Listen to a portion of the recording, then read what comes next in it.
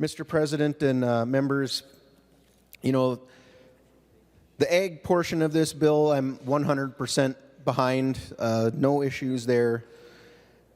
But I have a couple of issues when we look at the energy portion of this bill. The RDA spend is not what I would have probably appropriated if I were to be able to make all the decisions. I believe if we're going to do this, we should be using that money to encourage new technologies to be emerging into the market, not necessarily just picking particular projects to invest in, a couple of which I find a little bit troubling in this bill. But I think as we talk about the RDA, it begs the question, and unfortunately this conference committee report does nothing to address our future around nuclear.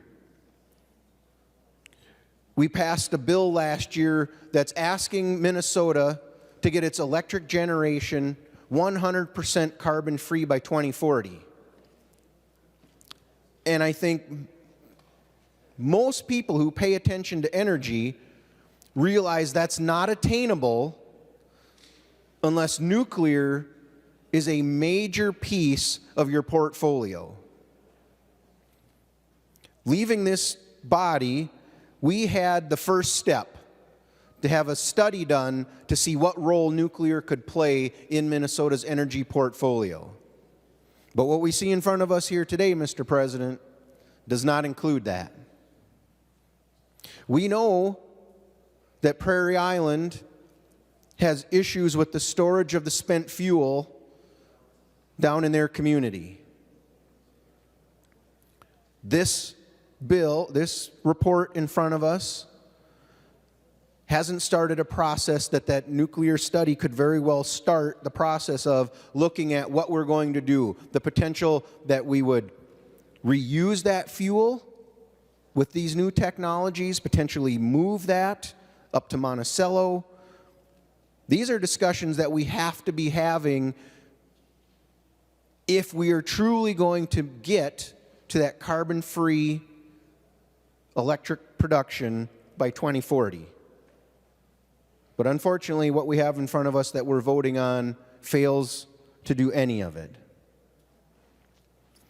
What it is doing, Mr. President, is it is picking two sectors within the energy and in all of the sectors actually in our economy in Minnesota, and it is treating them more favorably than any other type of sector in Minnesota's economy. We have provisions in here for grid enhancing provisions, for interconnection provisions, to make it easier for wind and solar to come onto the system. We have permitting reform for the transmission lines for wind and solar.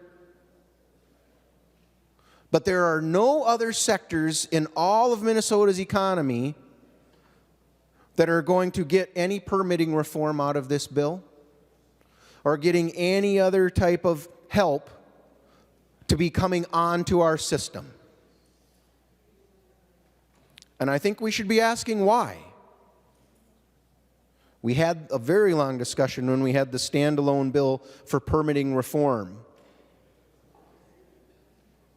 And I still hold to my belief that there's only one reason why these two sectors are seeing movement when no one else is. It's because they are seen favorably by far-left environmental groups. That's the only reason these sectors are moving forward and nothing else ever seems to get any traction and can never move forward, and why we're seeing so many sectors from our economy moving to other states.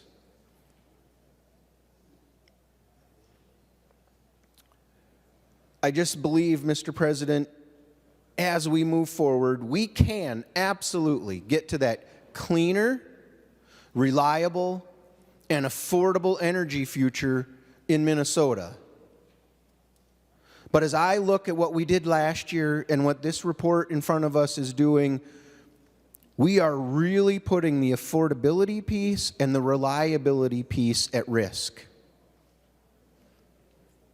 I wish this could have done more to help us move towards that goal of carbon-free, while also maintaining that affordability that Minnesotans absolutely need for their pocketbooks in today's reality, and how we see prices going up all around, and the reliability piece, which Minnesotans not only expect, but they demand.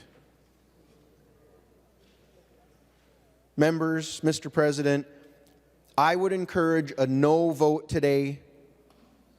Let's get our hands around how we're going to use the RDA funds in the future to make sure we're promoting those technologies.